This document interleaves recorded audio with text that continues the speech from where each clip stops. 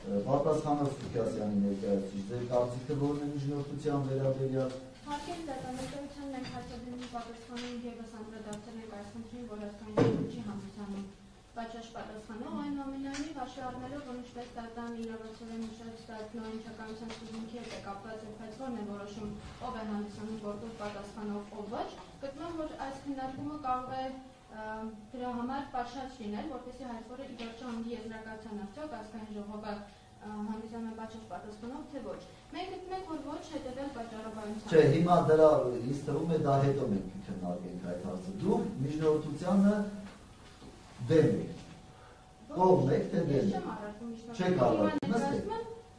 Ձեր հայտարարի պատասխանը ձեր առարկությունները ներկայացնելուց դրա մասին է ձեր դիրքորոշումը վերաբերում է զուտ միջնորդությանը, որ ես այս բանը ցանկանում։ Հա, միջնորդության վերաբերյալ ձեր կարծիքը այն է, որ դուք չեք առարկում միջնորդության։ Հիմնավորումներ ունեն դեր։ Խնդրեմ։ Հայաստանի Հանրապետության քաղաքացիական օրենսգրքի 1087-1 հոդվածի շրջանակներում ներկայացվել է պահանջ, որի ուսումնասիրությունից երևում է, որ այդ հոդվածից փոխող պատասխանատվություն անխուսափելիորեն կապված է պարտապանի հետ։ Զրպարտության եւ վիրավորանքի գործերով պատասխանատվությունը կրում է տեղեկատվության աղբյուրը կամ հեղինակը։ Պետրոբեկ դատանն արձանագրել է, որ վնաս պատճառողն այն անձն է, ով վիրավորանքի կամ զրպարտության միջոցով արատավորել է այլ ֆիզիկական անձի պատիվը կամ արժանապատվությունը կամ անհատ գործարարի կամ իրավաբանական անձի գործարարը համբավը։ Վիրավորանքի եւ զրպարտության գործերով տուժողի խախտված իրավունքը չի կարող վերականգնվել վնաս չպատճառած անձի կողմից։ Այնուամենայնիվ հաշվի առնելով այն հանգամանքը, որ քաղաքացիական օրենսգիրքը ընդհանուր պայմաններ է նախատեսել վնաս չպատճառած անձի կողմից վնասի հատուցման վերաբերյալ եւ գտնում ենք, որ այդ հարցին եւս պետք է անդրադառնանք։ Քաղաքացիական օրենսգրքի 1065 հոդվածի առաջին մասը նախատեսում է, որ այն դեպքերում, երբ սույն օրենսգրքի կամ այլ օրենքներին համապատասխան վնասը հատուցում է Հայաստանի Հանրապետության կամ համայնքի կողմից, նրանց անունից հանդես են գալիս համապատասխան ֆինանսական մարմինները, եթե այդ պարտականությունը սույն օրենսգրքի 129 հոդվածի 3-րդ կետին համապատասխան դրված չէ այլ մարմնի իրավաբանական անձի կամ քաղաքացու վրա։ Նշված հոդվածից հետևում է, որ անգամ եթե Հայաստանի Հանրապետությունը հանդիսանում է պատշաճ պատասխանող, նա պետք է հանդիսանար ոչ թե իդեմս ազգային ժողովի, այլ իդեմս Հայաստանի Հանրապետության ֆինանսների նախարարության։ Վերագրալից հետո որ առհասարակ ֆինանսի հատուցման ինստիտուտի ամբողջ տրամաբանությունը կայանում է նրանում, որ երբ որ վնաս չպատճառած անձն է հատուցում վնասը, դա խոսում է նյութական վնասի հատուցման մասին։ Այդ տրամաբանության մասին խոսում է նաև վնաս չպատճառած անձի կողմից վնասի պատճառելու հետևանքով ռեգրեսիվ հետադարձ պահանջի առաջացման իրավունքը։ Դրա դեպքում դժվար է պատկերացնել, օրինակ ինչպես ազգային ժողովը հերքելով Խաչատուր Սուքիասյանի կողմից արված արտահայտությունները հետադարձ պահանջի իրավունք ձեռք բերի Խաչատուր Սուքիասյանի նկատմամբ եւ ոնց կարտահայտի այդ վնասի չափը։ Դրանով վերնշար հիմնավորումներից մենք չենք առարկում միջնորդության դեպք եւ կրում ենք, որ իսկապես Հայաստանի Հանրապետությունից դեմս ազգային ժողովի պատշաճ պատասխանող չէ։ Քննության առնելու միջնորդությունը Հայաստանի Հանրապետությանը իդեմս ազգային ժողովի աշխատակազմի պատասխանողների կազմից հանելու վերաբերյալ լսելով նաև կողմերի կարծիքը, հաշվի առնելով, որ հայցվոր կողմը առարկում է միջնորդության դեմ, նկատի ունենալով, որ քաղաքացիական Հայաստանի Հանրապետության քաղաքացիական դատավարության օրենսգիրքը չի նախատեսել դատարանի լիազորություն որևէ պատասխանողների կազմից հանելու վերաբերյալ, դատարանը գտնում է, որ միջնորդությունն անհիմն է եւ ենթակա է մերժման։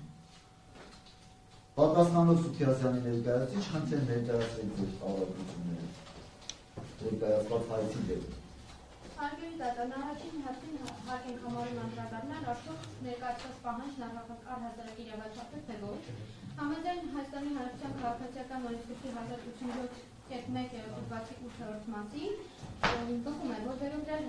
անձը զրպարտության կամ դատական պաշտպանության դիմելիս կարող է ներկայացնել սահմանափակ թվով եւ բովանդակության պահանջներ։ Դրանք երկուսն են, այն է հրապարակային հերքել զրպարտություն համարվող փաստացի տվյալները եւ կամ հրապարակել դրանց վերաբերյալ իր պատասխանը։ Վճարել փոխհատուցում առավելագույնը 2 միլիոն դրամի չափով։ Սակայն նորմի դիսպոզիցիայից ակնհայտ է, որ ոչ բոլոր դեպքերում անձը կարող է պահանջել հրապարականորեն հերքելու պահանջը, քանի որ նորմը սահմանում է պատասխանության այդ միջոցի վրա հասնելու նախապայմաններ, մասնավորապես դրանք են. զրպարտությունը պետք է տեղգտած լինի լրատվական գործունեություն իրականացնողի տարածած տեղեկատվության մեջ եւ հերքումը կամ պատասխանը պետք է տարածվի այդ նույն լրատվության միջոցով։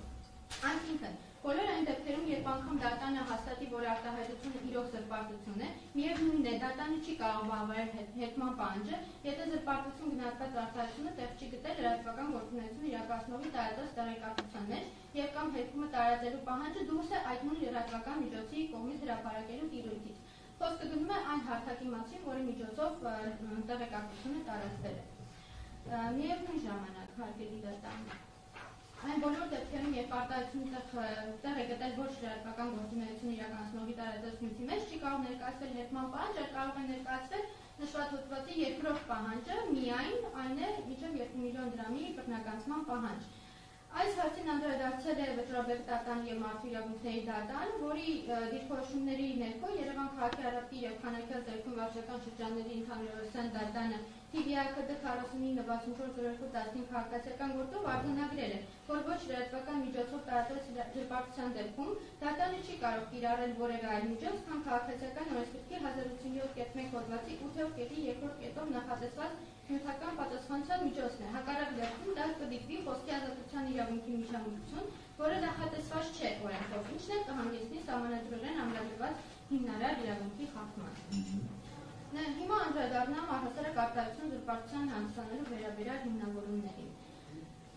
Նախ սկսենք այն հանգամանքից, որ Վճռաբեկ դատանի եւ Սահմանադրական դատանը արձանագրել են, թե որ վավերապայմանների միաժամանակյա առկայության դեպքում արտահայտությունը կարող է որակվել որպես զրպարտություն։ Դրանք են. հայտարարությունը պետք է լինի փաստի մասին, այսինքն ներկայացված իր մեջ պետք է պարունակի կոնկրետ հստակ տեղեկություններ որոշակի գործողության կամ անգործության վերաբերյալ, այն չպետք է լինի վերացական։ Երկրորդ, հայտարարությունը պետք է ներկայացված լինի հրապարակային եղանակով։ Երրորդ, հայտարարությունը պետք է չհամապատասխանի իրականությանը, այսինքն պետք է լինի անհիմն, ոչ հավաստի, եւ հայտարարությունը պետք է իրականում լինի անձի պատիվը, արժանապատվությունը կամ գործարը համբավ նկատավորող։ Այս 4 վավերապայմաններին ըստ էության Սահմանադրական դատարան 997 որոշմամբ ավելացրել է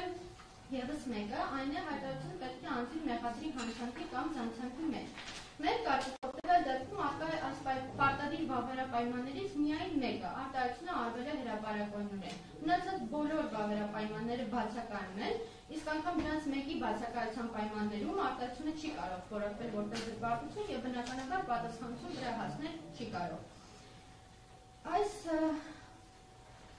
Այս կոնտեքստում նաև անհրաժեշտ ենք համարում նշել, որ Խաչատուր Սուքիասյանի արտահայտությունները եղել են գնահատող դատողություններ։ Վճռաբեկ դատանն արձանագրել է, որ չնայած առարկա հարցի վերաբերյալ դատական գործեր քննելիս, դատանները մեծ ուշադրություն պետք է դարձնեն հրապարակայնորեն փաստացի տվյալները ներկայացված անձի բացատրություններին, մոտեցումներին, իր կողմից ներկայացված փաստացի տվյալների նկատմամբ վերաբերմունքին պարզելու համար արդյոք անձը դիտավորություն է ունեցել արատավորելու որևէ մեկին, թե օբյեկտիվորեն արտահայտել է իր գնահատողական դատողությունները։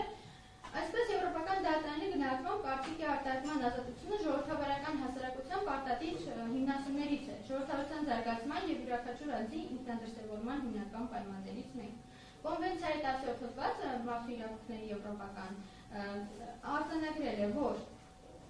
այս հոդվածը կիրառում է ոչ միայն այն տեղեկությունների եւ գաղափարների վրա, որոնք կարող են ընկալվել դրական կամ դիտարկվել որպես անվնաս կամ անտարբեր, այլ նաեւ այնպիսի տեղեկությունների եւ գաղափարների վրա, որոնք վիրավորում են, ցնցում կամ անգամ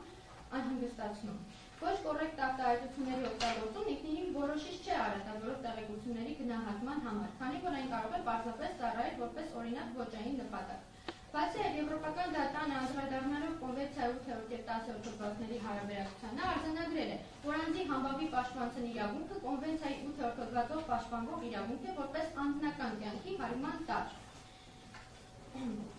Միաժամանակ Եվրոպական դատանը սահմանել է մի շարք չափանիշներ, որոնց համապատասխան կարծիքի արտահայտման ազատությունը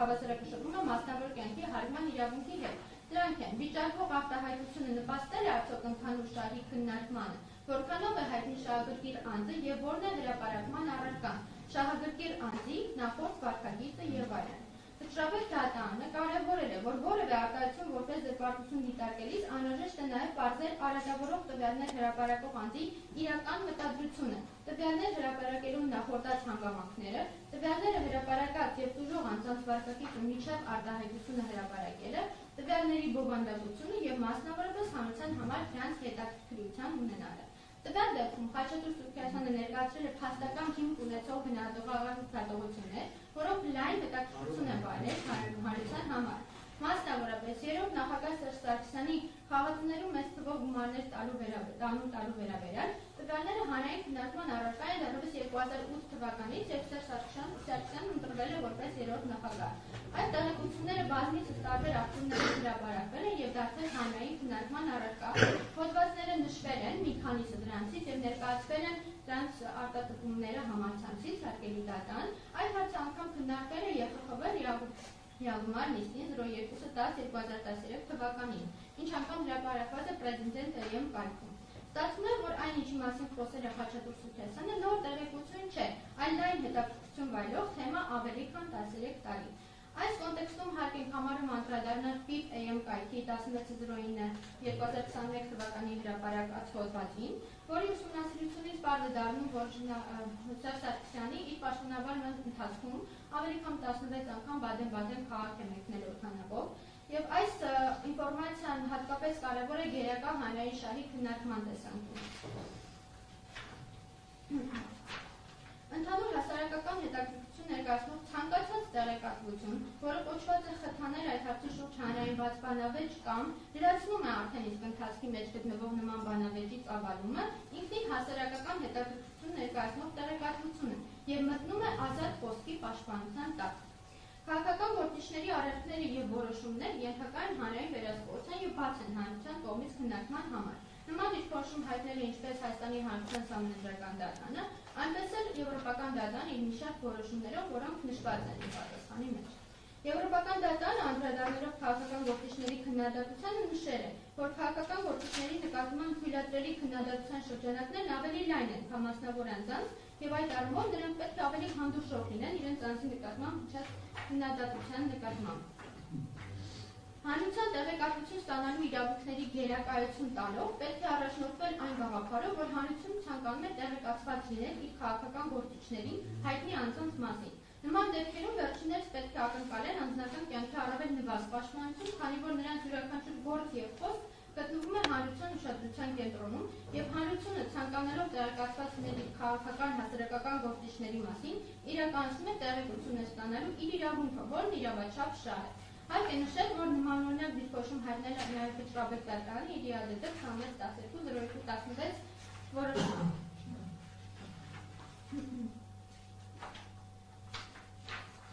Դա դեպքում աներկով կարող ենք պնդել, որ սույն դեպքում արկա է գերակա հանրային շահ, քանի որ Խաչատուր Սուքիասյանի արտահայտությունները լրացրել են արդեն իսկ ընթացքի մեջ գտնվող բանավեճը, նրա ներկայացրած տեղեկությունը վայելում է հասարակական լայն հետաքրքրություն, քննարկվող ավելի քան 1 տասնյակ տարի, ուստի այդ տեղեկությունը մտնում է ազատ խոսքի հատուկ պաշտպանության տակ եւ չի կարող հանգեցնել պատասխանության։ Արտահայտությունը որպես զրպարտություն որակելու համար անհրաժեշտ է նաև ապացուցված համարել, որ արտահայտություն անող անձն ունեցել է դիտավորություն այդ տեղեկություններով նվաստացնելու անձի պատիվը, արժանապատվությունը կամ գործարար համբավ։ Միջազգային իրավական պրակտիկայում վիրավորանք եւ զրպարտություն որակումների հիմնական տարբերությունն այն է, որ զրպարտության պարագայում խոսքը վերաբերում է դիտավորությամբ եւ տիրակալությանը չհամապատասխան փաստացի տվյալների տարածման միջոցով անձի արժանապատվությունը արատավորելուն, նրան հանցանքի կամ զանցանքի մեջ իրականությունը չհամապատասխանող փաստերի հիման վրա մեղադրելուն։ Նման դիրքորոշում հայտնել է Հայաստանի Հանրության Սահմանադրական դատարանը թիվ 997 որոշմամբ։ Դիտավորության վերաբերյալ եզրահանգման գալու համար անհրաժեշտ է դիտարկել տեղեկությունը հրապարակած անձի վարքագիծը։ Տվյալ դեպքում Խաչատուր Սուքիասյանի դիտավորությունն ուղղված է եղել ոչ թե Սերժ Սարգսյանի պատիվը, արժանապատվությունը կամ գործարար համբավն արատավորելուն, այլ հասարակությանը այնպիսի տեղեկություններ ներկայացնելուն, որոնք ունեն լայն հետաքրքրություն։ Սրա մասին է վկայում նաև հաջորդ օրը կայացած դաշնուստից հետո Խաչատուր Սուքիասյանի ճեպազրույցը, որի ժամանակ նա մի քանի անգամ նշում է, որ հասարակությունն իրավունք ունի իմանալու այդ ամենը։ Բացի այդ, դիտավորության բացակայության մասին է վկայում նաև այն հանգամանքը, որի պատասխան լրագրողների Սերժ Սարգսյանի հանցագործություն կատարելու վերաբերյալ հարցին Խաչատուր Սուքիասյանը պատասխանել է, որ դա իր գործը չի, դրանով պետք է զբաղվեն համապատասխան մարմինները։ Հատկանշական է նաև այդ հանգամանքը, որ հայցվորն արտահայտությունը որակել է որպես իր պատիվը եւ արժանապատվությունը արատավորող։ Ինչով է դա հատկանշական։ Հաշվի առնելով այն հանգամանքը, որ մեր օրենսդիրը չի սահմանել որն է պատիվը եւ որն է արժանապատվությունը, այդ հարցերը հասկանալու համար պետք է դիմենք մեր դատական պրակտիկայի օգնությունը։ Օրինակ TV-ի ԱԴՏ 0030311 քաղաքացիական գործով դատան արտահայտել է հետևյալ իրավական դիրքորոշումը։ Պատիվը արժանապատվությունը կոնկրետ ֆիզիկական անձի որակների մասին ձևավորված կարծիքն է հասարակության մեջ։ Այսինքն յուրաքանչյուր դեպքում դատան պետք է հասկանա, թե կոնկրետ հայցվորի վերաբերյալ հայցվորի որակների հատկանիշների վերաբերյալ ինչ կարծիք ունի հասարակությունը, կիրառելով օբյեկտիվ թեստեր, եւ միայն այդ օբյեկտիվ թեստերի կիրառումից հետո կարելի է եզրահանգել, արդյոք արտահայտությունը եղել է արատավորով, թե ոչ։ Օրինակ Տիգրան Ազաքանցյանն ընդդեմ երկիր խմբակցություն ՍԿ գործով դատարան օբյեկտիվորեն արատավորով բնույթի չի համարել հետևյալ փաստացի տվյալները։ Ինքնաթիռով գեղեցկուհիներ է բերում տանում, հայտնի է որպես կազինոների մշտական հաճախորդ, ծեծ է կերել եւ ամեն անգամ ծեծ ուտելուց հետո ամիսներով բուժում է եւ չի հաճախում ազգային ժողովի նիստերի եւ այլն։ Օբյեկտիվ թեստի կիրառման օրինակ է նաեւ Թաթուլ Մանասերյան ընդդեմ Սկիզբ մեդիա կենտրոն ՍՊ-ի գործի, համաձայն որի դատան չի համարել արատավորող այն արտահայտությունը, որը օրենքով թույլ տրված իրավահարաբերություն է, այնտեղ խոսքը գնացել է մասնավորապես փոխառության գումար տալու։ Սույն քաղաքացիական գործի շրջանակներում կիրառվող դատական ճանաչողության օբյեկտիվ թեստեր ակնհայտ է դառնում, որ Խաչատուր Սուքիասյանի արտահայտությունները դուրս չեն Սերժ Սարգսյանի վերաբերյալ հասարակության մեջ ձևավորված կարծիքից, այսինքն այն կարծիքից, որ ավելի քան 13 տարի է հասարակության մեջ ձևավորված է, որ Սերժ Սարգսյանը կազինոներում խաղում է եւ գումարներ է տալիս, ուստի չեն կարող որակվել որպես արատավորող։ Բացի այդ, հայցվորի կողմից որպես զրպարտություն որակվող երրորդ նախագահը $100 միլիոն ավել կազինոներում կրվել անհին Բադեն-Բադենում արտահայտությամբ, պատասխանողը վերջինիս չի մեղադրում օրենքով արգելված արարքի կատարման մեջ, ուստի չի կարող որակվել որպես պատիվն ու արժանապատվությունը արատավորող, այսինքն կազինոներում խաղալը ոչ հանցանք է, ոչ էլ ցանցանք։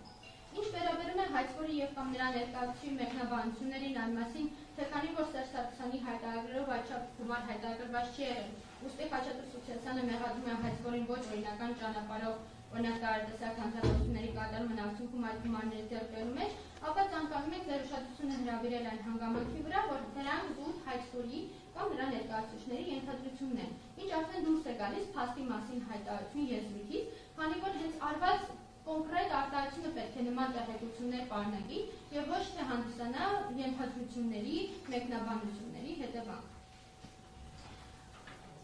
Եվ վերջում հարգելի դատարան, ցանկանում եմ նշել, որ այս բոլորը համընտրելով իրար հետ գալիս ենք հետևյալ եզրահանգման, որ Խաչատուր Սուքիասյանի հայտարարությունը չի արատավորում Սերժ Սարգսյանի պատիվը եւ արժանապատվությունը, Խաչատուր Սուքիասյանը չի ունեցել Սերժ Սարգսյանի պատիվի եւ արժանապատվությունը արատավորելու դիտավորություն, Խաչատուր Սուքիասյանի արտահայտությունն իրենից ներկայացնող ոչ թե իրականությանը չհամապատասխանող փաստացի տվյալ, այլ փաստական հիմք ունեցող գնահատողական դատավորություն։ Խաչատուր Սուքիասյանի արտահայտությունը պայմանավորված է գերակա հանրային շահով եւ ի վերջո Խաչատուր Սուքիասյանի արտահայտությունը Սերժ Սարգսյանին չի մեղադրում որևէ հանցանքի կամ զանցանքի կատարման մեջ։ Ելնելով վերաբերյալից խնդրել ենք կայացնել։ Հաստատ հասկանում եմ։